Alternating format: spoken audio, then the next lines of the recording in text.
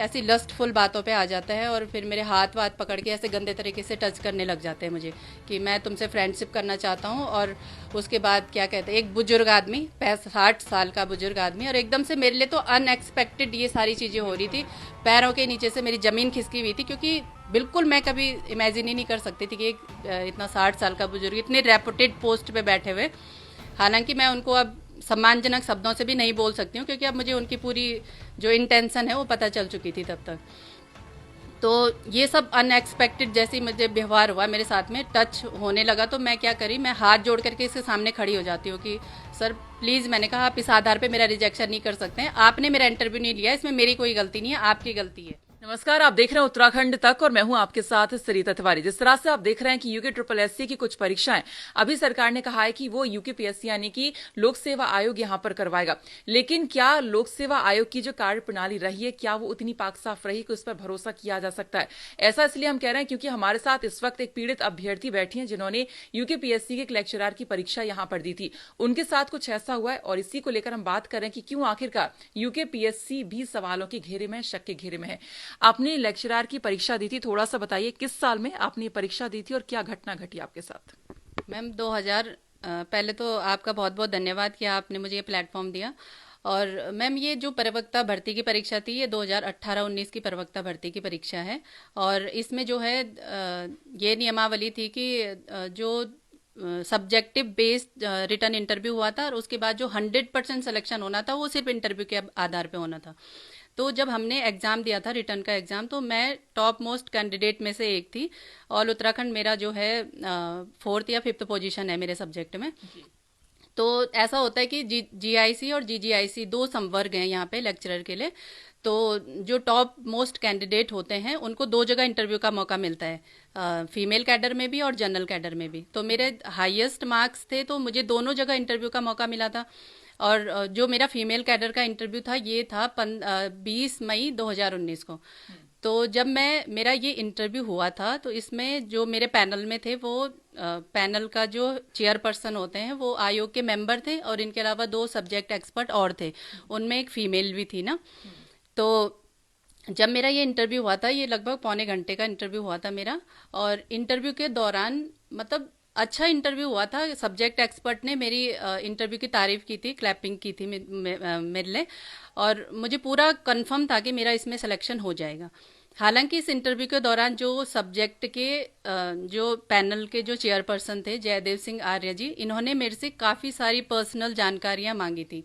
जैसे कि मतलब मेरा मैरिटल स्टेटस पूछा गया था मुझसे कि आपकी शादी हो रखी है, और कि आपके बच्चे कितने हैं, और क्या आप बच्चों की तरफ से फ्री हो गए हो, आप इस क्या कहते हैं कौन सी जगह पे रहते हो, जैसे पता वगैरह पूछते हैं। तो मैंने इनको पूरा अपना देहरादून का जो लोकेशन है जहाँ पे मैं रहती हूँ वो बताया। फिर इन्होंने बोला कि ये इस मोहकमपुर का जो फ्लाईओवर है उसके किस साइड में आप रहते हो। तो मैंने इनको लोकेशन बताई, कि बोल रहे कि हाँ दाएं साइड रहते हो या बाईं साइड रहते हो। फिर मेरे ही कॉलोनी के बगल में एक कॉलोनी है, इसका पर्टिकुलर नाम लेकर के बोलते हैं कि ये कॉलोनी तुमसे कितना दूर है। तो फिर मैंने उनको बताया कि हाँ सर हमारे बगल में ही है। तो इस तरीके के मतलब कुछ अनर्गल जिनको क्वेश्चन, ये इंटरव्यू के दौरान हाँ चल रहा है बिल्कुल, कॉन्वर्सेशन? इंटरव्यू के दौरान ही। और जो सब्जेक्ट एक्सपर्ट थे वहाँ पे वो भी इस तरीके से नहीं मतलब इंटरेक्ट कर रहे थे कि, हालांकि जो फीमेल कैडर का था उसमें सब्जेक्टिव काफ़ी सारे मेरे से क्वेश्चन पूछे गए थे, तो लेकिन काफ़ी सारी पर्सनल जानकारियां भी ले ली गई थी। और काफ़ी सारी मतलब मुझे ऑड फील भी हुआ, लेकिन उस टाइम पे कैंडिडेट की मेंटल सिचुएशन ये होती है कि शायद हम लोग अपोज नहीं कर सकते हैं। तो लगभग मतलब क्योंकि खुद इन्होंने ये भी बोला था कि तुमको पौने घंटे से ज़्यादा हो गया है टाइम, और हम और कैंडिडेट को हम 10 से 15 मिनट का इंटरव्यू ले रहे हैं। तो मुझे कंफर्म टाइम भी पता है कि मेरे का मतलब पौने घंटा लगभग मेरा इंटरव्यू लिया गया था। काफ़ी अच्छा इंटरव्यू था, लेकिन पर्सनल जानकारियाँ कई सारी ले ली गई थी, जो कि मुझे काफ़ी ऑड भी लगा था। लेकिन मैं कंफर्म थी लगभग कि मेरा इसमें सिलेक्शन हो बाकी जाएगा। पैनल में जो और लोग थे, जो इंटरव्यूअर्स थे, हाँ उन्होंने जी। क्या पूछा था आपसे? उन्होंने सब्जेक्टिव पूछे थे मेरे से, जो अदर सब्जेक्ट एक्सपर्ट थे। मैम थी, उन्होंने भी काफ़ी पोलाइटली थी मैम भी, और पूछे थे उन्होंने भी सब्जेक्टिव ही। तो फिर मुझे डेमोन्स्ट्रेशन के लिए बोला गया, तो अच्छा मेरा डेमोन्स्ट्रेशन भी था। और फिर उसके बाद फिर मुझे बिठाया गया था। बैठाने के बाद फिर उन्होंने कुछ और क्वेश्चन पुटअप किए थे, और उसके बाद मुझे लगभग 15 मिनट के बाद जाने के लिए बोल दिया गया था। तो मतलब 4 या 5 दिन में रिजल्ट डिक्लेयर हो गया था हमारा फीमेल कैडर का, लेकिन मेरा अंतिम चयन नहीं हुआ था। तो जब अंतिम चयन नहीं हुआ था तो कहीं ना कहीं मुझे ये था कि मेरा 1 महीने के बाद दूसरा जनरल कैडर में इंटरव्यू है, तो फिर मैं उसके लिए तैयारी कर रही थी। हालांकि मुझे दुख जरूर हुआ था कि मेरा फीमेल कैडर में रिजेक्शन हो रखा है, लेकिन मैं कंफर्म थी क्योंकि मैं हायर स्कोरर थी और अच्छी तैयारी थी मेरी, क्योंकि मैं 2-3 साल से लगातार इस प्रवक्ता पद के लिए ही और क्या कहते हैं असिस्टेंट प्रोफेसर के लिए तैयारी कर रही थी। तो सब्जेक्टिव मेरा बेस काफ़ी स्ट्रांग था और मैं काफ़ी स्ट्रांग था मुझे कि मैं मेरा सिलेक्शन हो जाएगा। उसके बाद मैं फिर अपनी तैयारी में जुट गई थी। तो 1 महीने के बाद मतलब 20 जून को मेरा दूसरा इंटरव्यू होता है आयोग के अंदर। तो जैसे ही मैम मेरा दूसरा इंटरव्यू होता है, मैं जैसे ही पैनल में एंटर करती हूँ तो मुझे सेम वही पैनल दिखता है जो मेरा फीमेल कैडर का इंटरव्यू था, इंटरव्यू के दौरान था। वही सर थे जो चेयरपर्सन थे, जयदेव सिंह आर्य जी, और उनके बगल में जो दूसरे सब्जेक्ट एक्सपर्ट थे वो भी वही थे, लेकिन मैम की जगह एक और सब्जेक्ट एक्सपर्ट वहाँ पे थे। तो जैसे ही मैं एंटर हुई पैनल में तो ये सीधे मुझे बोलते हैं कि अरे तुम्हारा तो मैंने इंटरव्यू ले रखा है, अब नहीं लेता मैं तुम्हारा इंटरव्यू। तो मैंने इनको बोला, मैंने कहा सर मेरा सिलेक्शन नहीं हो रखा है फीमेल कैडर में, प्लीज़ सर मेरा इंटरव्यू ले लो। तो बोल रहे हैं कि मतलब कि तुम्हारी किस्मत अच्छी है या बुरी है कि तुम दोबारा से मेरे पैनल में आ रखे हो, अब मैं क्या करूँ, मैंने तो तुम्हारा इंटरव्यू ले रखा है, मैंने तुम्हें नंबर दे रखे हैं, बताओ कितने नंबर थे तुम्हारे। तो मैंने कहा 61 थे सर मेरे जनरल कैडर में, लेकिन मेरा सिलेक्शन नहीं हुआ। तो उन्होंने बोला तुम्हारा तो इतना अच्छा इंटरव्यू हुआ, फिर सिलेक्शन क्यों नहीं हुआ। तो मैंने इनको यही बोला, मैंने कहा सर हो सकता है कि मेरे से अच्छे कैंडिडेट और होंगे, इसलिए शायद मेरा सिलेक्शन नहीं हुआ होगा। तो फिर क्या करूं मैं, अब बताओ, तुम्हारा तो मैंने इंटरव्यू ले रखा है। तो मतलब मेरा ये संवैधानिक अधिकार था कि मेरा जब रिजेक्शन हो रखा है तो मेरा इंटरव्यू लिया जाना चाहिए था, लेकिन फिर भी मेरा इंटरव्यू लेने से मना कर दिया गया। बार बार हाथ जोड़ करके मैंने रिक्वेस्ट की कि सर प्लीज़ मेरा रिजेक्शन हो रखा है, मेरा इंटरव्यू ले लीजिए आप। उसके बाद जाकर के कम से कम 5 से 7 मिनट के बाद मुझे बैठने के लिए बोला गया। अब बैठने के लिए तो बोला गया, लेकिन उसके बाद के क्वेश्चन देखिए ना मैम आप, कि जो सब्जेक्ट एक्सपर्ट थे बैठे हुए उनको कुछ बोलने ही नहीं दिया गया। अगर वो कुछ पुटअप करने की कोशिश कर रहे हैं क्वेश्चन को, तो ये लगातार बोलने पे लगे हुए। जो चेयरपर्सन थे जयदेव सिंह आर्य जी, ये बोल रहे कि अच्छा तुमसे तो मैंने ये क्वेश्चन भी पूछा था, अच्छा अच्छा, मतलब 1 महीने पहले जो मेरा इंटरव्यू हो रखा है उसकी सारी बातें बोलने पे लगे हुए हैं। मतलब एक तरीके से अनर्गल बातें दोबारा से मुझ, अच्छा ठीक है, फिर पूछते हैं क्वेश्चन कि ठीक है अच्छा ये बताओ कि चंद्रमा पे कौन पहुंचा सबसे पहले। तो मैंने कहा सर नील आर्मस्ट्रॉन्ग। तो बोलते हैं कि अच्छा उन्होंने कौन सा पैर रखा था। तो मैंने कहा सर मैं कंफर्म नहीं हूँ, लेकिन मैंने कहीं पढ़ा था कि इन्होंने अपना दायां पैर वहां पे रखा था। तो बोलते अच्छा ठीक है, दायां पैर रखा था, तो इस वजह से इनकी बीबी ने इनको तलाक दे दिया था, ये वाली लव स्टोरी सुनाओ। तो मैंने कहा सर मैंने ऐसा तो कहीं नहीं पढ़ा हुआ है। तो बोल रहे अच्छा इतनी फेमस लव स्टोरी तुम्हें पता नहीं और तुम बोल रहे हो कि मेरा इंटरव्यू लो। तो इस तरीके की मैम मतलब मैरिटल स्टेटस, आपकी व्यक्तिगत जानकारियां पूछी जा रही थी, और इंटरव्यू के दौरान मतलब इस तरीके की लव स्टोरी, इसका क्या तरीका था। मतलब सब्जेक्ट का मैं एक इंटर कॉलेज लेक्चरर बनने जा रही थी और मुझे इस तरीके के क्वेश्चन पूछे जा रहे थे। अगर सब्जेक्ट एक्सपर्ट कुछ पूछने की कोशिश कर रहे हैं, लेकिन ये अपनी ही राग पे लगे हुए थे, कुछ उनको पूछने ही नहीं दिया गया। कम से कम 15 मिनट के बाद जाकर के दूसरी बात, मतलब जब मेरा फीमेल कैडर का इंटरव्यू हुआ था तो मुझे पड़ोसन पड़ोसन पड़ोसन इस तरीके के बोला जा रहा था कि अच्छा ठीक है अब आप मेरी पड़ोसन से क्वेश्चन पूछिए, ठीक है अब आप, मतलब ये जो चेयरपर्सन था जयदेव सिंह आर्य जी, तो ये पड़ोसन शब्द पड़ोसन पड़ोसन कई बार, तो ये पता नहीं क्यों इंडिकेट करना चाह रहे थे। अब मैं क्या उस टाइम पे इसको बहुत सकारात्मक रूप में ले रही थी कि हो सकता है कि भाई ये देहरादून के होंगे हमारे, तो इसलिए शायद ये मतलब पड़ोसन शब्द बोल रहे होंगे। मैं काफ़ी सकारात्मक, मैंने कभी अदरवाइज नहीं लिया इसको। उसके बाद जाकर के ये फिर मतलब जब जनरल कैडर का इंटरव्यू होता है फिर भी यही शब्द बोल रहे हैं कि पड़ोसन पड़ोसन, कि तुम तो मेरी पड़ोसन हो, तुम्हारे लिए तो कुछ ना कुछ करना पड़ेगा। ठीक है, अब फिर फाइल खोलते हैं, फिर सब चीज़ उसमें डॉक्यूमेंट वगैरह देख रहे हैं। अच्छा तुमसे तो मैंने ये क्वेश्चन भी पूछा था, मतलब पुराने इंटरव्यू की बातें हो रही है और जो अभी होना चाहिए था वो कुछ भी क्वेश्चन पुट अप नहीं कर रहे थे। तो मैं ये पूछना चाह रही हूँ मैम कि जब मेरे से कुछ क्वेश्चन ही नहीं पूछे गए थे तो मेरे को किस आधार पे इन्होंने नंबर दिए। ठीक है, उसके बाद ठीक है, ये 15 मिनट की बकवास के बाद में मुझे मतलब ये नॉन सेंसिकल इस टाइप के क्वेश्चन पूछे जा रहे थे। फिर मुझे बोला गया कि डेमोन्स्ट्रेशन के लिए बोला गया, मतलब वहाँ पे शिक्षण प्रदर्शन किया जाता है आगे। तो सबसे पॉइंट की बात यह है मैम कि ना मुझे फीमेल कैडर में मेरा पर्सनल जो टॉपिक था वो पढ़ाने दिया गया, ना मुझे जनरल कैडर में मेरा पर्सनल टॉपिक मुझे पढ़ाने दिया गया। हालांकि ये भी मतलब एक तरीके का इनका कुछ होता होगा सिलेक्शन रिजेक्शन का, कि जिनको इनको सिलेक्शन देना है उसको ये बोलते हैं कि हाँ भाई जो तुमने टॉपिक ला रखा है उसको तुम पढ़ा लो, और जिसको इनको रिजेक्शन करना होगा उसको बोलते हैं कि नहीं तुम क्यों, हम अपने आप टॉपिक देंगे। तो मुझे फीमेल कैडर में भी और जनरल कैडर में भी दोनों बार यही बोला गया था कि हम तुम्हें अपना टॉपिक देंगे, वो तुम्हें पढ़ाना पड़ेगा। फिर भी मैंने जो मेरा फीमेल कैडर में था उसमें भी मैंने अच्छा 5 मिनट तक का शिक्षण प्रदर्शन किया था, टीचिंग डेमोन्स्ट्रेशन। और जो मेरा जनरल कैडर में था उसमें जैसे ही मैं आगे गई डेमोन्स्ट्रेशन के लिए, तो मुझे फिर एक कुछ गलत क्वेश्चन पूछ लिया गया था, मैंने उस पर अपोज भी किया था। तो मतलब जैसे कि एक ज्वालामुखी पे प्रश्न आया था कि क्या कहते हैं कि प्लेन सरफेस है तो वहाँ पे क्या विस्फोटक होगा।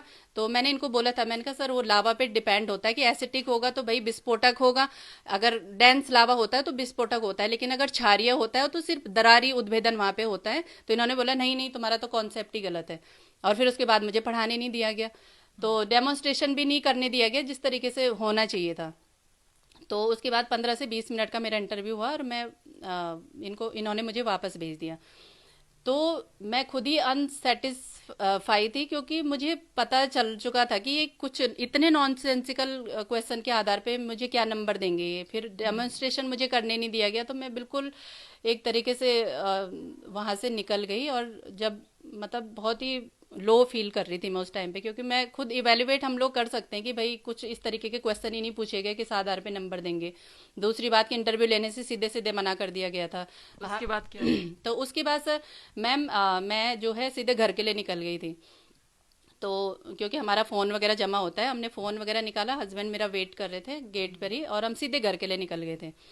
तो हम जैसे ही आयोग से निकले, आयोग से लगभग मैं आधा घंटा आगे निकल चुकी थी। एक यहाँ पे भानीवाला है, भानियावाला चौराहा पड़ता है हमारा देहरादून आने के लिए। तो जैसे ही मैं चौराहे पे थी तो मुझे एक कॉल आती है कि मैडम हम लोक सेवा आयोग से बोल रहे हैं, आपके तो अनकम्प्लीट डॉक्यूमेंट है, आप फाइल लेकर के तुरंत जयदेव सिंह आर्य जी के केबिन पे पहुंचो। तो मेरे हस्बैंड ने गाड़ी जो है पार्किंग पे लगाई, और ये कॉल डिटेल है आपके पास? हाँ जी बिल्कुल, ये यहाँ पे ये कॉल है, ये क्या कहते हैं 23-20 तारीख की कॉल है ये। 20 तारीख की? हाँ जी ये है, यहाँ पे ये 20 तारीख आप देख सकते हैं, 6/20/2019, ठीक। मतलब इस 6 नंबर से मंथ कॉल आया है था? जी। ठीक। इस नंबर से मुझे कॉल आई थी। तो मुझे कॉल आती है कि आपके अनकम्प्लीट डॉक्यूमेंट है, आप तुरंत जो है सर के केबिन पे पहुंचो। तो मैंने कहा सर मैं तो आयोग में हूँ ही नहीं, मैं तो लगभग भानीवाला पहुंच चुकी हूँ। मैंने कहा मुझे टाइम लगेगा थोड़ा, आधा घंटा के लगभग। तो बोल रहे कि अच्छा आप आयोग में नहीं हो तो आपको वापस आने की ज़रूरत नहीं है, आप ऐसा कीजिए हम आपको एक आध दिन में फिर कॉल करते हैं, क्योंकि सर अभी डॉक्यूमेंट और भी चेक कर रहे हैं, औरों को भी बुलाया जाएगा। तो मैं फिर घर आ गई, घर मैं 4 बजे के लगभग पहुंची होंगी। तो मैंने सबसे पहले तो मैंने अपने डॉक्यूमेंट चेक किए। तो क्योंकि हमने ऑलरेडी मैंने 2 सेट तो मैंने आयोग में जमा करा चुकी थी मैं, क्योंकि वेरिफिकेशन होता है एक प्रॉपर जब हम इंटरव्यू देते हैं। तो 15 दिन पहले बाई पोस्ट वहाँ पे जमा करना होता है पूरे डॉक्यूमेंट। फिर मेरा जनरल कैडर का इंटरव्यू हुआ, फिर भी मैंने पूरे डॉक्यूमेंट वहाँ पे प्रॉपर जमा किए थे। फिर जब हमारा इंटरव्यू होता है उससे पहले भी पूरी एक टीम होती है डॉक्यूमेंट वेरिफिकेशन के लिए, तब जाकर के हमें इंटरव्यू के लिए जाना होता है। तो इतनी प्रोसेसिंग के बाद भी मुझे बताया नहीं गया कि तुम्हारे कौन से डॉक्यूमेंट कंप्लीट हैं। अब मैं घर पहुंचती हूँ तो मैं फिर पूरा चेक करती हूँ, तो मुझे यहाँ पे सारे डॉक्यूमेंट प्रॉपर ही दिखे, मुझे कोई नहीं लगा कि मेरा ऐसा कोई भी अनकम्प्लीट डॉक्यूमेंट है। तो मैंने इनको इसी नंबर पे कॉल बैक की, मैंने कहा ये पूछती हूँ कि मेरा कौन सा डॉक्यूमेंट अनकम्प्लीट है। तो घर जाकर के जैसे 4 बजे के लगभग इन्होंने कोई फ़ोन नहीं उठाया। तो मैंने ये नंबर सेव कर दिया और मैं अपने काम पे लग गई। उसके बाद मैं 8:30 बजे या 8:30 बजे के लगभग जैसे मैंने डिनर कर लिया था, तो उसके बाद जाकर के मैं ये फ़ोन मैंने जैसे ही चेक किया तो इसमें इसकी व्हाट्सएप डीपी शो हो गई थी।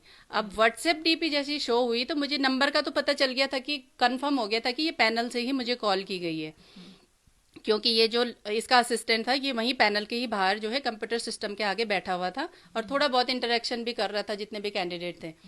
तो उसके बाद जाकर के जब मैं कंफर्म हो गई थी कि हाँ भाई फाइनल इंटरव्यू के बाद मुझे आयोग से ही कॉल आई है ये, और इसी पैनल से आई है, तो मैंने इनको दोबारा 8:30 बजे 8:45 के लगभग मैंने इनको कॉल बैक की। तो मैंने इनको बोला, मैंने कहा सर मेरे कौन से डॉक्यूमेंट अनकम्प्लीट है, आप मुझे बता सकते हैं। तो ये बोलते हैं कि मैं तो मैम घर आ गया हूँ, या आपको सर ही बता पाएंगे। तो मैंने कहा सर ठीक है, मैं कल अपनी फाइल लेकर के आयोग में आ जाती हूँ।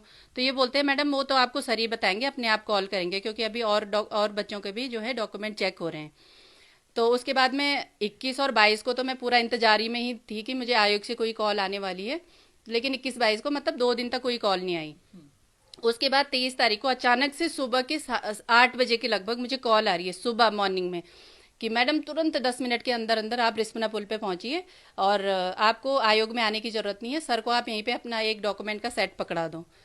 तो मैं फिर ऐसी मतलब आपाधापी में वहाँ पे पहुँचती हूँ। मैंने सोचा कहीं जा रहे होंगे ये लोग, लेट हो रहा होगा, तो मैं भी फटाक से मैंने स्कूटी उठाई और अपना डॉक्यूमेंट तो मेरे पास सेट पहले से ही बने हुए थे।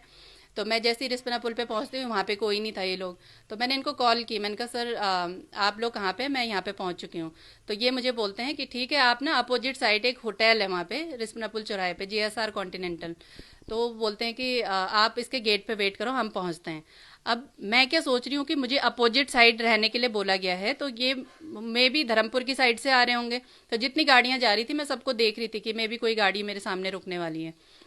लेकिन 15-20 मिनट तक जब मैंने वहाँ पे वेट कर लिया तो उसके बाद मुझे फिर कॉल आती है कि मैडम सर को कुछ काम है, आप ना उनके कैंप ऑफिस में आ जाइए, थोड़ा सा 10 कदम आगे पर ही है। एक पर्टिकुलर एक जगह है वहाँ पे, आनंदा अपार्टमेंट, बोलते हैं कि यहाँ पे सर का कैंप ऑफिस है, आप अपना डॉक्यूमेंट का सेट यहीं पर दे दो। तो फिर मैं भी, क्योंकि ये मतलब एक बुजुर्ग आदमी थे और आयोग के मेंबर थे, ऊपर से ये बहुत रेपुटेड पोस्ट से ही रिटायर्ड थे, तो मेरे मन में कुछ भी गलत नहीं आया। और फिर इंटरव्यू के दिन से ही मुझे डॉक्यूमेंट के लिए कॉल आ रही थी, मैंने तो कुछ भी अदर में क्यों सोचती। मैंने भी अपनी स्कूटी उठाई और वहाँ प्रॉपर उस जगह पे पहुँच गई। 2 से 3 मिनट का मुझे टाइम लगा। अब मैं जब इस जगह पे पहुँचती हूँ तो इस जगह पे ये लोग गेट पर ही मेरा वेट कर रहे थे और मुझे एक ऑफिस में ले जाया गया। वहाँ पे चेयर टू चेयर बैठ करके सीधे मुझे मतलब डॉक्यूमेंट की बातों से हट करके सीधे पॉइंट पे आता है कि मतलब पैसों के लिए डिमांड। तो मैंने इसको सीधे मना किया, मैंने कहा सर, क्योंकि मैं इस इंटेंशन से जा ही नहीं रखी थी वहाँ पे, मुझे तो यही था कि मेरे डॉक्यूमेंट कुछ अनकम्प्लीट होंगे, मैं सेट पकड़ाती हूँ और जाती हूँ। लेकिन उसके बाद ये सीधे जब मतलब पैसों पे आता है तो मैं सीधे मना कर देती हूँ एकदम हड़बड़ाहट में। तो बोलते हैं कि तुझे कॉल का मतलब पता नहीं है कि क्यों कॉल की गई है। तो मैंने कहा सर मुझे कहाँ से पता चलेगा, आप तो पहले दिन से ही डॉक्यूमेंट के लिए, अनकम्प्लीट डॉक्यूमेंट के लिए फ़ोन कर रहे हैं। तो फिर बोलता है कि नहीं, मतलब ऐसी लस्टफुल बातों पे आ जाता है और फिर मेरे हाथ वाथ पकड़ के ऐसे गंदे तरीके से टच करने लग जाते हैं मुझे कि मैं तुमसे फ्रेंडशिप करना चाहता हूँ। और उसके बाद क्या कहते हैं, एक बुजुर्ग आदमी, 60 साल का बुजुर्ग आदमी, और एकदम से मेरे लिए तो अनएक्सपेक्टेड ये सारी चीज़ें हो रही थी। पैरों के नीचे से मेरी ज़मीन खिसकी हुई थी, क्योंकि बिल्कुल मैं कभी इमेजिन ही नहीं कर सकती थी कि एक इतना 60 साल का बुजुर्ग इतने रेपुटेड पोस्ट पे बैठे हुए। हालांकि मैं उनको अब सम्मानजनक शब्दों से भी नहीं बोल सकती हूँ, क्योंकि अब मुझे उनकी पूरी जो इंटेंशन है वो पता चल चुकी थी तब तक। तो ये सब अनएक्सपेक्टेड जैसे मुझे व्यवहार हुआ मेरे साथ में, टच होने लगा, तो मैं क्या करी, मैं हाथ जोड़ करके इसके सामने खड़ी हो जाती हूँ कि सर प्लीज़, मैंने कहा आप इस आधार पे मेरा रिजेक्शन नहीं कर सकते हैं, आपने मेरा इंटरव्यू नहीं लिया, इसमें मेरी कोई गलती नहीं है, आपकी गलती है। तो बोलते हैं कि नहीं, जो मैंने आपको तुझे बोल दिया ठीक है। तू ता करके ही ये इंटरव्यू के दौरान भी बात कर रहे थे और तू ता करके ही ऐसे ही ये वहाँ पर भी बात कर रहे थे मेरे साथ में कि या तो पैसे या फिजिकल फेवर, दो चीज तेरे पास 4 दिन का टाइम है, क्योंकि तुम्हारे इंटरव्यू चल रहे हैं और ये 23 तारीख की घटना है, तो 28 तारीख तक मेरे सब्जेक्ट के इंटरव्यू चलने थे। एक हफ्ते तक 20 से 28 तक का हमारा इंटरव्यू चलना था। तो इसने मुझे बोला कि 28 तारीख तक का तेरे पास टाइम है, हाँ या ना में मुझे जवाब दे देना, जिस दिन हाँ बोलेगी रिजल्ट तेरे हाथ पे होगा। अभी मुझे लेट हो रहा है। तो मैं भी किसी तरीके से, मुझे तो सिर्फ ये था कि मुझे अब निकलना है यहाँ से, तो मैं किसी तरीके से वहाँ से भाग करके अपने घर आती हूँ। घर में मेरा सब वेट कर रहे थे, मेरी सासू जी थी, ससुर जी थे, भाई था, हस्बैंड थे, सभी थे। तो सब मैंने इनको यही बोला, मैंने कहा आ करके सीधे ये बोला, मैंने कहा उसने मुझे फ़ोन करने के लिए बोला हुआ है 28 तारीख तक। उसके बाद क्योंकि मेरे हस्बैंड वॉशरूम में थे, वॉशरूम से जैसे ही वो बाहर आए मैंने उनको सारी डिटेल बताई। मैंने कहा वो ऐसे ऐसे मेरे साथ में उसने बदतमीजी करी है और ये डिमांड कर रहे हैं, गलत डिमांड। तो उसके बाद इन्होंने बोला कि इसको मतलब वहीं पे अभी वहीं होगा, इसको पीट पाट के आ जाते हैं, अपने आप सीधा हो जाएगा और रिजल्ट भी ठीक कर देगा। तो उसके बाद क्योंकि मेरी सासू जी ने भी बोला, क्योंकि ये टाइम ऐसा था जून का, मेरे हस्बैंड जो है टीचर हैं और हमको अपनी सासू जी को भी भेजना था, क्योंकि वो साल भर से मेरे साथ थे सिर्फ इसी एग्ज़ाम के लिए। और हस्बैंड ने ड्यूटी जाना था 1 तारीख को, तो काफ़ी सारी चीज़ें चल रही थी। तो मेरे मेरे फैमिली में जितने भी थे, पुलिस में थे, कुछ लॉ के जानकार थे, तो मैंने सबको यही पता, मेरी कोचिंग में जो मुझे पढ़ाते थे सर, उनसे भी मैंने राय ली कि सर मुझे क्या करना चाहिए इस मामले में। मेरे साथ तो ये सब कुछ हो गया इंटरव्यू, और मुझे लग रहा है कि क्योंकि मैं उसकी डिमांड पूरी नहीं कर रही हूँ तो मेरा रिजेक्शन होगा 100%। तो मुझे सबने यही राय दी कि मैडम तुम्हारे पास कॉल की स्क्रीनशॉट हैं, तो इसको लेकर के आप महिला आयोग में जाइए। और पर ये भी हो सकता है कि अगर तुमने अभी इस मुद्दे को उठाया तो हो सकता है ये तुम पे आरोप लगा दे कि ये मतलब रिजल्ट बदलवाने के लिए किसी तरीके से मुझ पर गलत आरोप लगा रही है। तो तुम ऐसा करो, क्योंकि 3 से 4 दिन में रिजल्ट आउट हो रहे थे, तो रिजल्ट का वेट कर लो, उसके बाद जाकर के इसकी शिकायत सब जगह करना।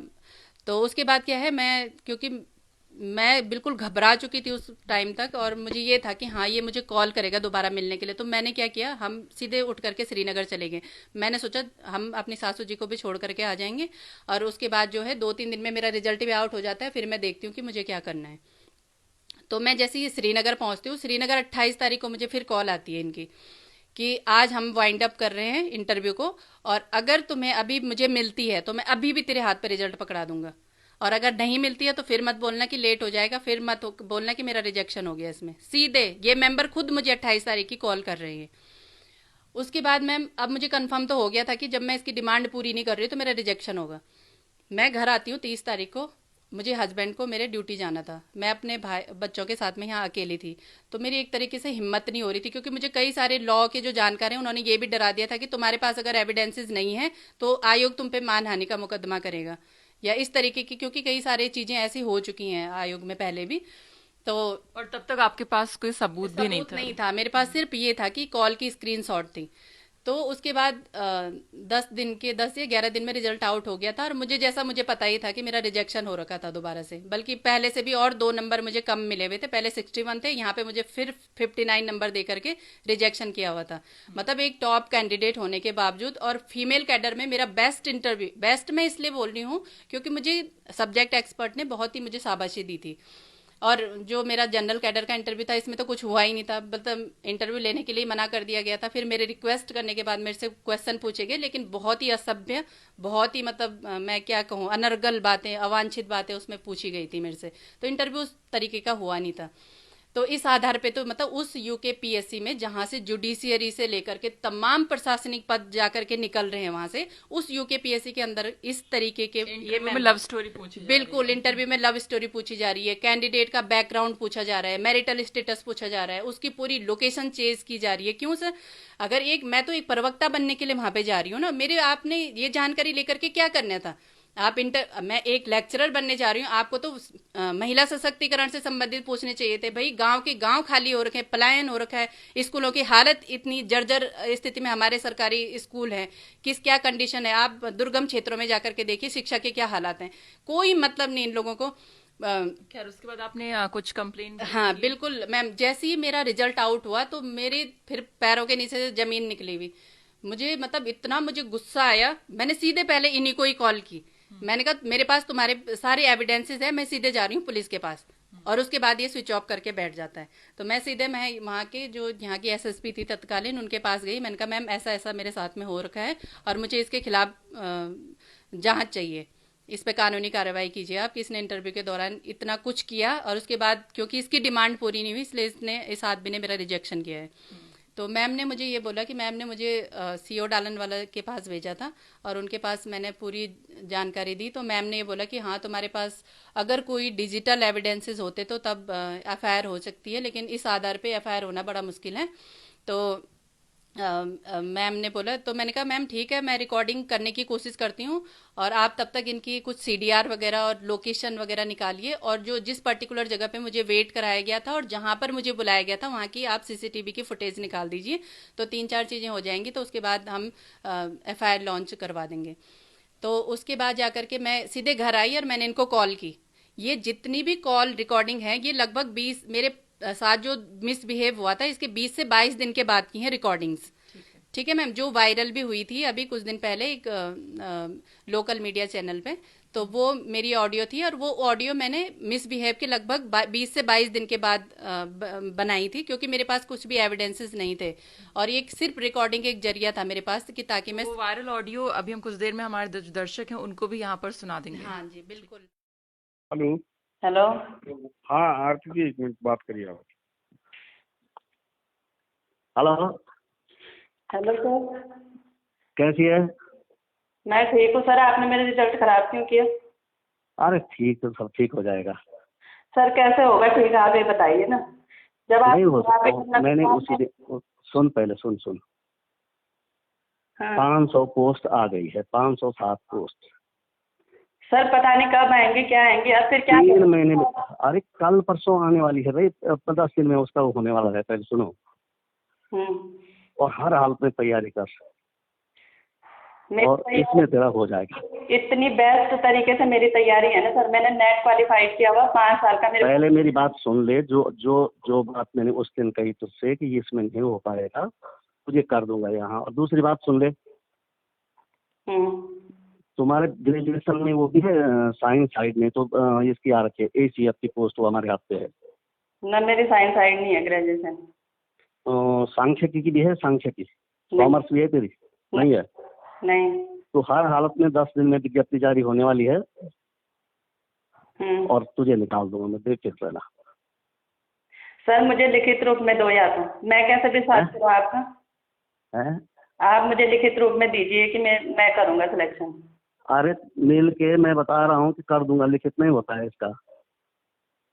तो कब फिर आप मेरे से?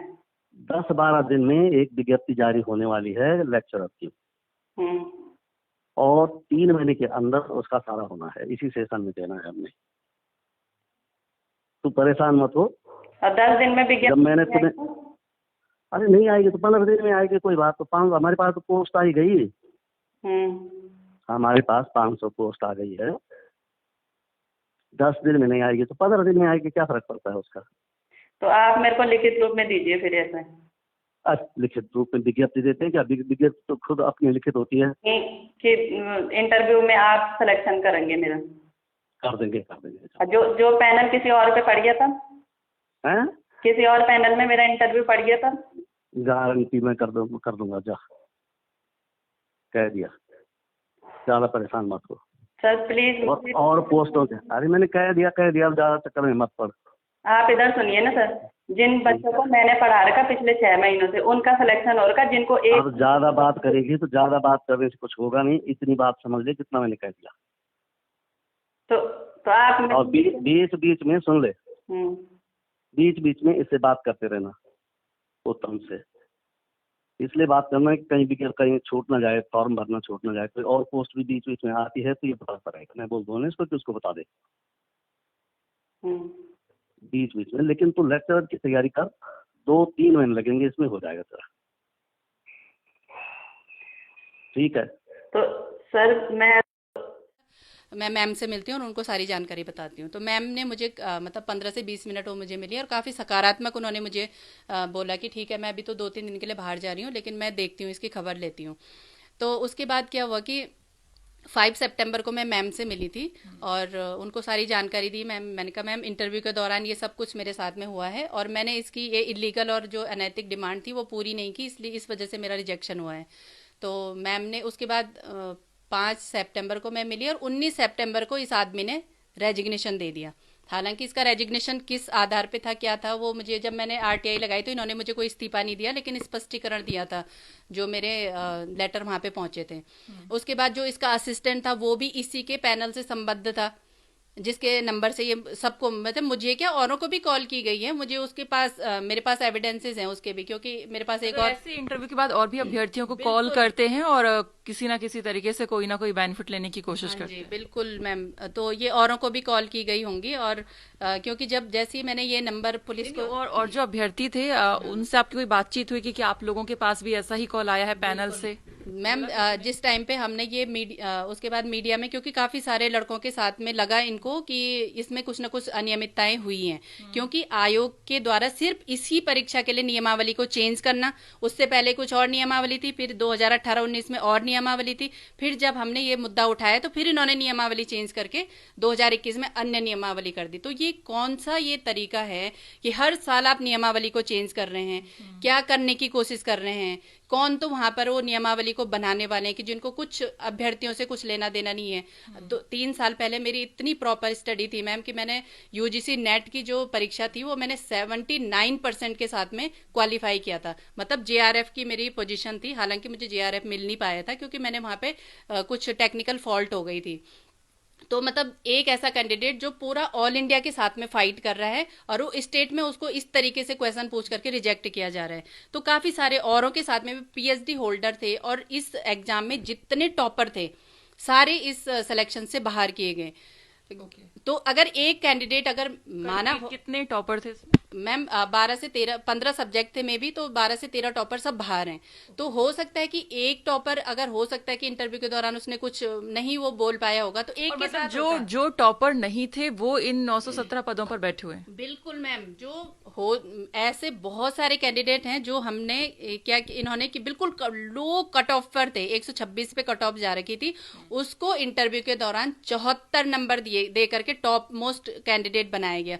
मैं खुद प्रत्यक्ष गवाह हूं कि एक लड़का सिर्फ 10 मिनट के लिए या 5 मिनट के लिए अंदर गया पैनल में, उसको इन्होंने बोला कि तुम्हारे पास जो टॉपिक है उसको मुंह से बोल दो, ना तो उसको कुछ पूछा गया क्वेश्चन में जो आता है वो बोल बस वो मुंह से बोल दो। मतलब देखा ये। हाँ, उसने मुझे बोला था जब वो लड़का मेरे बगल में नीचे, हम क्योंकि वेटिंग में नीचे बैठते हैं, फिर एक एक करके ऊपर पैनल में भेजा जाता है, तो वो जब जैसे इंटरव्यू लेकर के वो नीचे आया, बिल्कुल लिटरली रो रहा था वो लड़का कि मेरे से तो इन्होंने कुछ पूछा ही नहीं, मेरे को सिर्फ बोला कि जो टॉपिक तुमने ला रखा है उसको तुम मुंह से बोल दो ना। जितने भी आप 10-12 जो टॉपर्स आप बता रही हैं इंक्लूडेड यू, तो इसमें मतलब आप सभी टॉपर से ऐसे अनर्गल सवाल पूछे गए?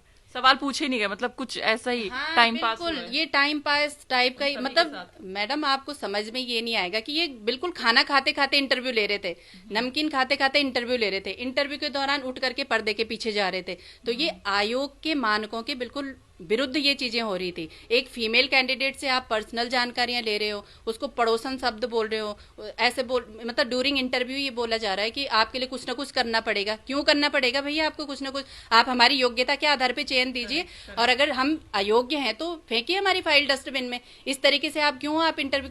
दूसरी बात, मुझे अनकम्प्लीट डॉक्यूमेंट के बहाने से इंटरव्यू के बाद कॉल की जा रही थी। डॉक्यूमेंट्स आपके लेकिन कंप्लीट था, आपने बताया? बिल्कुल कंप्लीट डॉक्यूमेंट है। मैंने बताया कि कौन सा डॉक्यूमेंट आपका नहीं है जिसकी वजह से डिमांड कर रहे थे? बिल्कुल मैम, क्योंकि मुझे लग रहा है कि आयोग का मेंबर इस तरीके से तो नहीं हो सकता है, क्योंकि उसके लिए प्रॉपर एक सेल होती है जो अनकम्प्लीट डॉक्यूमेंट के लिए आपको ईमेल के थ्रू बताएगा, या बिल्कुल न्यूज़पेपर में आता है, प्रॉपर नंबर रोल नंबर के थ्रू आता है कि आपके ये रोल नंबर है, इनके अनकम्प्लीट डॉक्यूमेंट है, इसके लिए एफिडेविट लगाइए या ये कीजिए, वो प्रॉपर उसका होता है। लेकिन इस तरीके से मुझे तो पर्सनली कॉल आई थी, तो ये भी आयोगों के मानकों के बिल्कुल विरुद्ध होगा मैम। और दूसरी बात की अनकम्प्लीट डॉक्यूमेंट थे ही नहीं, ये तो मुझे बिल्कुल षड्यंत्र के तहत कॉल की गई थी, क्योंकि मैं आरटीआई के थ्रू मैं मांग चुकी हूँ आयोग से, वो मुझे कुछ बता ही नहीं रहे हैं कि आपके क्या अनकम्प्लीट डॉक्यूमेंट थे। अनकम्प्लीट डॉक्यूमेंट होते तो उसकी पूरी फाइल होती है, पूरी एक सेल होती है आयोग के अंदर जो बताता है कि हाँ भाई क्या डॉक्यूमेंट अनकम्प्लीट थे। जबकि ये महिला आयोग के अंदर जब इसकी इन्वेस्टिगेशन क्वेश्चनायर हो रहा था, तो वहाँ पे ये बोलता है कि हमने एफिडेविट लगाने के लिए बोला था, जबकि ऐसा कुछ नहीं है भाई। जब मेरे डॉक्यूमेंट ही कंप्लीट थे तो मैं किस बात का एफिडेविट लगाती, या फिर एफिडेविट लगाने के लिए बोला था तो क्या इस आधार पे आपने मेरा रिजेक्शन किया है? वो आयोग क्यों नहीं बता रहा है? इतनी सारी गोपनीयता क्यों है मैम? और इतना सब कुछ होने के बावजूद भी अभी तक, मतलब 2019 से पुलिस में मौखिक और लिखित दोनों शिकायतें हैं, लेकिन अभी तक न तो सीडीआर निकाली गई इसकी, न नंबर की लोकेशन, न उस प्रॉपर जहाँ पे 3 साल से पुलिस ने कोई इन्वेस्टिगेशन में स्टेप नहीं लिया। ठीक, वो मैम क्योंकि मैं जितनी बार भी जा रही हूँ मुझे कुछ भी जानकारी नहीं है इस बारे में, मुझे बताया ही नहीं जा रहा है कि क्या। हाँ बिल्कुल, अब हो सकता है कि उन्होंने सीडीआर निकाली हो या किसी तरीके का दबाव होगा, क्योंकि ये आदमी पॉलिटिकली भी इन्फ्लुएंस है।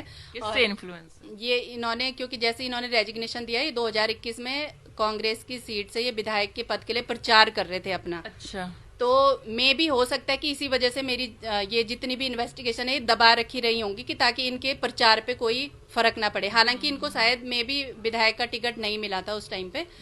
तो ऐसी इस तरीके के पॉलिटिकली जो इन्फ्लुएंस है, इस तरीके के मेंबर का चुनाव क्यों किया जाता है मैम आयोग के अंदर? आयोग के अंदर एक जो भी मतलब आईएएस लेवल का ऑफिसर होना चाहिए जिसको वाकई में शिक्षा व्यवस्था से लेना देना होगा, पलायन से लेना देना होगा। लेकिन इन लोगों को तो सिर्फ अपना वोट बैंक वगैरह बनाना है कुछ भी, और लेकिन इनका कोई भी कैंडिडेट से कोई लेना देना नहीं था। तो आपने लगातार मतलब जो जो जगह आप जा सकते हैं कंप्लेन करने के लिए वो आपने की है, चाहे महिला आयोग हो, एसएसपी हो, तो अपने पीएमओ को भी लेटर यहाँ पर लिखा, फिर फाइनली आगे क्या हुआ? मैम जैसे कि मैं अभी बता चुकी हूँ कि मेरे ही साथ नहीं, मेरे साथ तो ये मतलब ये जो भी अनैतिक मांग एक तरीके से करी गई थी और पैसों की डिमांड की गई थी। पैसे ना मिले तो फिर इन्होंने मेरे साथ में ये इस तरीके का मॉलेस्टेशन किया, और 4 दिन का मेरे पास टाइम दिया बाकायदा कि हाँ और ना में मुझे बता देना। फिर 28 तारीख को, मतलब 4 दिन के बाद कॉल करके भी बोल रहे हैं कि आज भी तुम्हारे पास टाइम है, हाँ या ना में बता दो, अदरवाइज तुम्हारा इसमें सिलेक्शन नहीं होगा। तो इस तरीके की हरकत इस आयोग के अंदर हुई है। उसके बाद जब ये रिजल्ट डिक्लेयर हो गया तो काफी सारे जो टॉपर थे, सारे टॉपर बाहर थे, और जो अपने कोर सब्जेक्ट में भी कुछ नहीं कर पाए उनको हाईएस्ट नंबर दे करके सेलेक्ट किया गया। तो फिर जब सबको इस तरीके की अनियमितता और गड़बड़ी की भनक लगी तो सब लड़के लोग इकट्ठे हुए और इन्होंने क्या किया कि राजभवन गए। तत्कालीन जो राज्यपाल मैम थी उनके पास इन्होंने अपना मैटर दिखाया, और उसके बाद जो जनप्रतिनिधि थे उनसे भी हम लोग सबसे मिले। तो जनप्रतिनिधियों ने भी ये मुद्दा काफी उठाया था, और इलेक्ट्रॉनिक मीडिया और प्रिंट मीडिया में भी ये बहुत मुद्दा उठा था कि इस प्रवक्ता भर्ती में बहुत ज्यादा अनियमितता और गड़बड़ियां हुई है। तो अब सरकार कुछ दबाव वगैरह हुआ होगा, तो उसके बाद इन्होंने एक एसआईटी का गठन किया था। इस एसआईटी में आप देख सकते हैं कि यहाँ पे प्रवक्ता भर्ती का ये एसआईटी का गठन किया गया था, और इसमें जो है इसमें लिखा गया कि शिक्षा सचिव ने अपने आदेश में कहा कि प्रकरण की जांच के लिए, यानी कि इस अनियमितता और इस धांधली की जो जांच है वो संयुक्त सचिव कविंद्र सिंह, उप सचिव विद्यालय शिक्षा गिरधर सिंह और भाकुनी जी एवं अपर निदेशक रामकृष्ण उनियाल जी को शामिल करके जांच कमेटी गठित की गई, जो इन 917 पदों में जो भी ये अनियमितता और गड़बड़ी हुई उसकी जांच करेंगे। लेकिन आज दिन तक भी सोसाइटी का कुछ हमें पता नहीं है कि इन्होंने क्या जांच की और इस अनियमितता। और हालांकि इस जब जैसी मतलब ये प्रिंट मीडिया में मुद्दा उठा था तो इसके बाद इन्होंने इस नियमावली को ही चेंज कर दिया था। तो इससे पहले कुछ और नियमावली थी, इसके बाद जो हमारा पहला प्रकरण था इसमें कुछ और नियमावली थी, और फिर जो 2021-22 की प्रवक्ता भर्ती हुई इसमें भी अलग नियमावली चेंज कर दी गई। इस जो जिसके खिलाफ मैंने शिकायत की थी इसको भी वहां से रेजिग्नेट कर दिया गया था आयोग से, और इसका जो जिस असिस्टेंट था इसको भी तुरंत इसी के साथ ही इसको इस्तीफा दिला दिया गया आयोग से। तो ये अपनी तरीके से इन्होंने लीपा पोती करी एक तरीके से। लेकिन मैं तो पहले दिन से ही कानूनी कार्रवाई नहीं की। बिल्कुल नहीं, क्योंकि मैम ये वैसे भी 2 साल या 3 साल के बाद इसको परमानेंट रेजिग्नेशन वैसे भी मिलना ही था। मतलब 65 साल होती है आयोग के मेंबर की वहां पे जॉब करने की।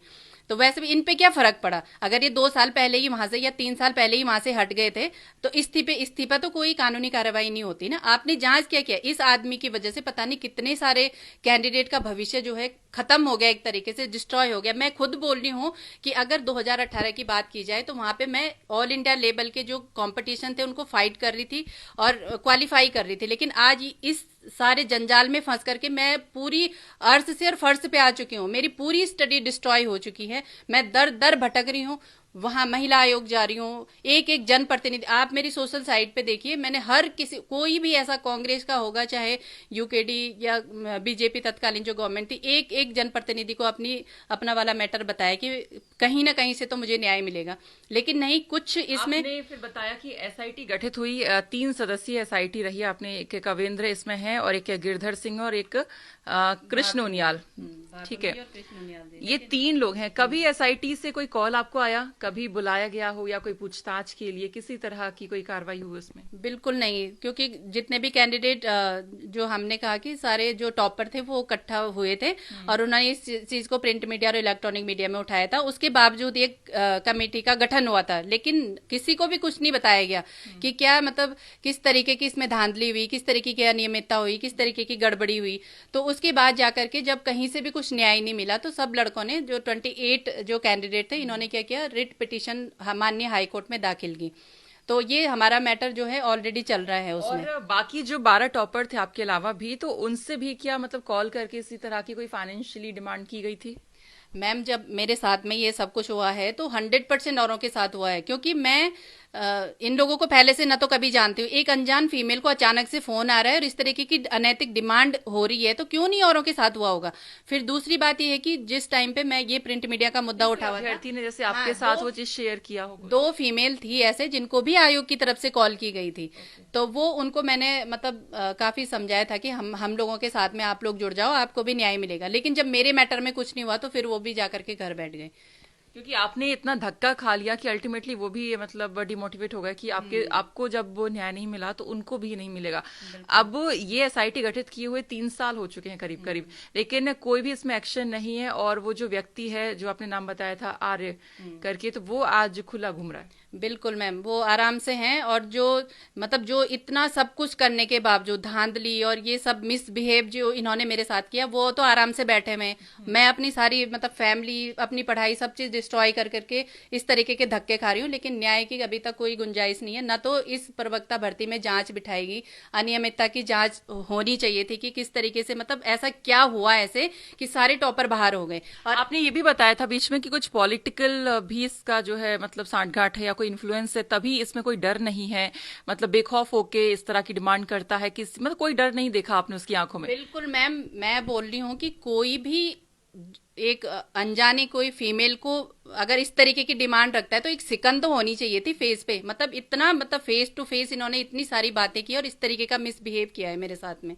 तो आप देख सकते हैं कि मतलब कोई डर नहीं, कानून का कोई डर नहीं, समाज का कोई डर नहीं, और इतनी रिस्पेक्टेड पद पे बैठे हुए इंसान जिनको कि हम सीधे माननीय शब्द से ही संबोधित करते हैं, तो इस तरीके की हरकत कर रहे थे। दूसरी बात कि इतने बुजुर्ग अभी ये कौन सी पार्टी में है, क्या कर रहे हैं?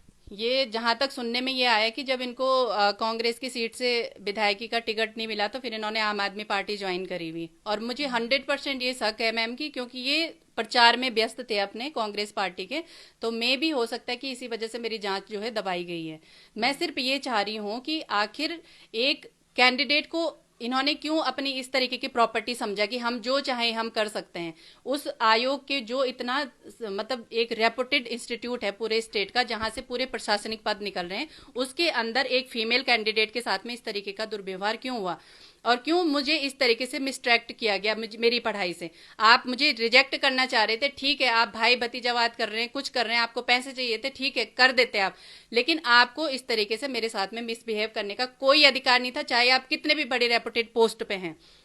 दूसरी बात, अगर मैं आपकी नजरों में अयोग्य थी तो ठीक है, मुझे रिजेक्ट करते, कम से कम उस रिजेक्शन के बाद मैं अपनी प्रॉपर पढ़ाई कर रही हूँ। रिजेक्शन का कुछ आधार दे सकते थे आपको, लेकिन जिस हिसाब के आपने बताया कि वो तो बहुत ही अनर्गल बातें ही वहां पर की गई हैं।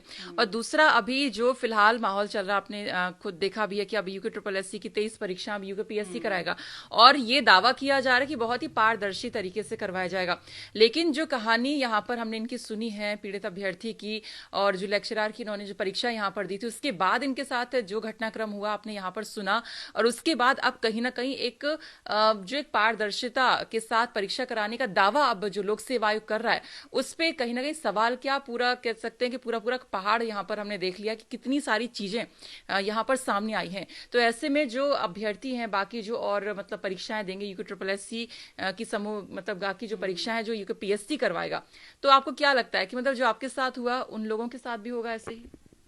बिल्कुल मैम, क्योंकि जब मैंने आयोग को 2 लेटर या 3 लेटर दिए थे तो आयोग ने तुरंत कार्रवाई क्यों नहीं की? इसका मतलब संलिप्तता है कहीं ना कहीं औरों की भी। तो अगर ये जैसी मैटर उठा था, अगर तुरंत इस पे कानूनी कार्रवाई हो जाती तो मैं समझती कि हाँ भाई वहां पे बिल्कुल पारदर्शिता है, निष्पक्षता है और उत्कृष्टता है। लेकिन मेरे मैटर में इस तरीके का पिछले 2019 से कोई भी कानूनी कार्रवाई ना होना, और दूसरी बात कि मैंने एक और ऑडियो जो है पुलिस को दे रखा है जिसमें पूरा 100% 7 लाख में लेन देन की बात हो रही है और उस कैंडिडेट का सिलेक्शन हो चुका है, वो आज प्रवक्ता पद पे बैठा हुआ है, 7 लाख पे उसके लेन देन की बात हो रही है। उस ऑडियो को भी और वो जो लेन देन की बात है इसी आर्या से हो रही है? नहीं, ये किसी और माध्यम से हो रही है, लेकिन जिसका सिलेक्शन हुआ है कैंडिडेट का वो इसी पैनल से हुआ है। तो मैंने वो पुलिस को इसीलिए दिया था कि आप कहीं ना कहीं से लिंक देखिए कि ये जो 7 लाख का लेन देन का जो ऑडियो मेरे पास है, ये उस कैंडिडेट का सिलेक्शन हुआ है और इसी पैनल से हुआ है। तो कहीं ना कहीं इस पैनल से संलिप्तता है, आयोग से संलिप्तता है, तो 100% पैसा तो चला है, लेकिन इस तरीके का मिसबिहेव भी हुआ है अभ्यर्थियों के साथ में। और मैं 100% बोल रही हूँ कि पुलिस के पास अच्छे खासे मतलब एविडेंस है, एसआईटी के पास भी अब एविडेंस है कि मतलब आपने 2 कॉल रिकॉर्डिंग दी हुई है, एक तो आपके केस को लेकर और एक और अभ्यर्थी का आपने बताया कि जो पैसे का लेन देन है अल्टीमेटली मतलब कि पैसा दिया गया है, ठीक है, लेकिन उसके बाद में तो सबूत भी अब है, डिजिटल एविडेंस सारे कुछ है, उसके बाद भी कोई अभी तक कार्रवाई नहीं हुई है। बिल्कुल मैम, मैं कहना चाहती हूँ कि अगर कोई भी महिला, अगर कोई ऐसे तो बोलेगी नहीं कि मेरे साथ में मॉलेस्टेशन हुआ है या इस तरीके के, आप क्यों नहीं, मैं तो पहले दिन से बोल रही हूँ कि अगर मेरी तरफ से कहीं से भी संलिप्तता होती है, मेरे द्वारा किसी तरीके का पैसे का लेन देन होता है या कॉल होती है या जान पहचान इन लोगों से होती है, तो आप करिए मेरे पे कार्रवाई। 2019 से आप लोग क्या कर रहे हैं? आप लोग जो इनका असिस्टेंट था उससे आप सच्चाई नहीं उगलवा पा रहे हैं, जबकि उसको सब चीज पता है। हालांकि उसने मेरे साथ में कोई मिसबिहेव नहीं किया है, क्योंकि वो वहां पे था ही नहीं उस टाइम पे, जिस टाइम पे ये आदमी इस तरीके का मिसबिहेव मेरे साथ में कर रहा था। लेकिन उस आदमी को भी, उसके असिस्टेंट को भी सारी चीजें पता है, क्योंकि वो मुझे बता सकता था कि हाँ भाई तुम्हारे डॉक्यूमेंट तो सब कंप्लीट है, ये इसलिए तुम्हें बुला रहा था। लेकिन कुछ भी 2019 से कुछ भी इस पे कार्रवाई नहीं हुई है, वो आराम से घूम रहा है। और अब दूसरी बात की, जब मैं मीडिया में आई 3 साल के बाद, जब मुझे लगा कि कहीं से मुझे कुछ नहीं हो रहा है, एसटीएफ इतना अच्छा काम कर रही है, तो हो सकता है कि मेरे वाले मामले में भी कुछ इन्वेस्टिगेशन, बिल्कुल उम्मीद एक तरीके से मुझे हुई। हालांकि उम्मीद मैंने पहले दिन से भी नहीं छोड़ी है, क्योंकि मुझे पता है कि 100% मुझे न्याय जरूर मिलेगा। तो जब जैसी एसटीएफ की इस तरीके से कार्रवाई हुई और निष्पक्ष कार्रवाई मैं देख रही थी, तो मैंने एसटीएफ से भी संपर्क किया और अपना सारा मैटर उनको दिखाया। तो उसके बाद जाकर के जब मैं मीडिया में गई, और मैंने सोचा कि मीडिया में सबको भी, कैंडिडेट को पता होना चाहिए कि आखिरकार हो क्या रहा है, जो कम से कम औरों के साथ इस तरीके का मिसबिहेव ना हो, और इस तरीके के मेंबर जो है वहां पर नहीं रहने चाहिए थे। तो उसके बाद क्या हुआ, मीडिया में आने के बाद एक मीडिया कर्मी बोल करके मेरे घर में आते हैं और मुझसे मतलब ये बोला कि मुझसे सारे एविडेंसेस आप उसके खिलाफ दो, हम कोई स्टोरी छापना चाहते हैं। और ये आदमी जो है मेरे से सारे एविडेंसेस लेकर के गया, और इसने उस आदमी को जिसके खिलाफ मैंने शिकायत लिखा रखी है उसके पास ये सारे एविडेंसेस लेकर के गया। जब महिला आयोग में मुझे बुलाया गया था, तो वो उसने मतलब इस जयदेव सिंह आर्य ने सारे जो अपने बयान थे उस मैसेज के आधार पे या उन रिकॉर्डिंग के आधार पे तैयार किए हुए थे। तो आप ये भी देख सकते हैं कि मतलब किस तरीके का ये अब अलग अलग बयान हर जगह बचाने के लिए। बिल्कुल मैम, एक मतलब न्याय विभाग से रिलेटेड आदमी, और हर जगह अलग अलग बयान दे रहे हैं, हर जगह नई नई कहानियां, मेरा कैरेक्टर तक असैसिनेट करने की कोशिश कर रहे हैं। मेरे सामने बैठ करके इतनी झूठी बयानबाजी वहां पे हो रही थी महिला आयोग में भी। तो आप देख सकते हैं कि किस तरीके से, मतलब किस हद तक ये लोग, इतने गिरे हुए आदमी वहां पर थे, सेलेक्ट हो रखे। आप अंत में क्या कहना चाहेंगी, कुछ सीएम को कुछ कहना चाहेंगी? बिल्कुल, मैं डीजीपी सर का भी मैं बहुत धन्यवाद देना चाहूंगी कि उन्होंने इस पे दोबारा से जांच के आदेश दिए हैं, और मुझे 100% यकीन है कि इस बार जो है न्याय बिल्कुल निष्पक्ष तरीके से जांच होगी। और इन्होंने जो कुछ भी ये मिसबिहेव किया है, मैं सबसे पहले तो ये बोलती हूँ कि इस आदमी के जो मैंने नंबर दे रखा है इसकी पूरी सीडीआर निकाली जाए, तो सारी पारदर्शिता अपने आप समक्ष आ जाएंगी। एफआईआर तो लॉन्च कीजिए आप कम से कम, और पूरी इन्वेस्टिगेशन, और हो सके तो इस पूरी जो धांधली की जो वो है ये सीबीआई को ट्रांसफर कीजिए, क्योंकि मुझे नहीं लगता कि जो लोकल पुलिस है वो इतने अच्छे से इसमें जांच कर पाएगी, क्योंकि आयोग जो है एक बहुत ही प्रतिष्ठित संस्था एक बोला जाता है, लेकिन उसके अंदर भी कुछ इस तरीके के कर्मचारी और अधिकारी हैं जिनका निष्पक्षता और पारदर्शिता से दूर दूर तक कहीं भी लेना देना नहीं है। तो और एसआईटी भी जो है 3 साल से गठित है, तो इसमें भी कोई एक्शन नहीं हुआ, तो इससे कहीं ना कहीं ये है कि मतलब एक उम्मीद खत्म होती है कि आखिरकार मतलब कैसे जांच यहाँ पर होगी, पारदर्शिता कैसे यहाँ पर आएगी, जब वही मतलब करीबी मिले जुले लोग वहीं पर ही काम करते हैं, और उन्हीं के करीबी अगर गुनहगार हैं तो कैसे उनके खिलाफ यहाँ पर काम कर सकते हैं। तो ये चीजें यहाँ पर बहुत ही संदेह पैदा करती हैं कि जो जांच यहाँ पर होती है कैसे निष्पक्ष यहाँ पर होगी।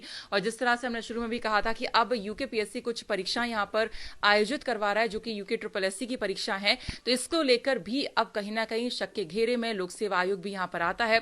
तो इसको लेकर लोक सेवा आयोग पर भी जांच कहीं ना कहीं अब बनती है, और इस मैटर को लेकर अब जो शक है और भी यहाँ पर बढ़ जाता है। मैं सरिता तिवारी, उत्तराखंड तक, देहरादून।